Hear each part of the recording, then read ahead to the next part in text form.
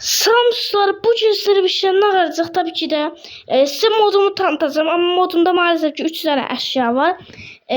Sonra gittikçe daha çok eşyaları elemeye devam edeceğim. Uzatmadan başlayaq, like atın ve abone olun. Bildirimleri de açın. Burada ilk eşyamız burada KD helmet. Tabii adı KD Sword değilmiş de. Bunu hemen takaq. Bakın. Şöyle özü farklı mesela bakın bir.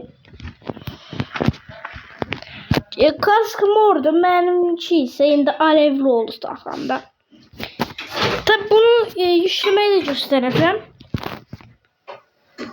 Ama eğer bu video 5 like alarsa indirmeye göstereceğim. Şimdi ise bir kılıncı var.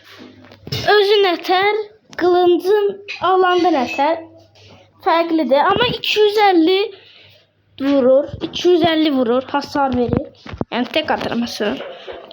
Ama yani Ward'una tek atmır. Çünkü 250 canından çok can var. 999 falan. Şimdi bunu da sildik. Şimdi ise burada bir kapımız var. Bu kapıda mesela bir dakika. Normal bir kapıdır. Açıp kapatabilirsen. Ama grandi ise içinden elmas düşür. Yani bunu da böyle kullanabilirsiniz. Dostlarınız elmas saxtanı da etrafda tabanmırsa kapı olarak koyabilirsiniz.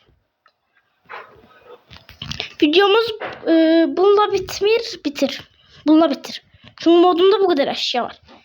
Modumun indirimlerini ise 5 like'da göstereceğim.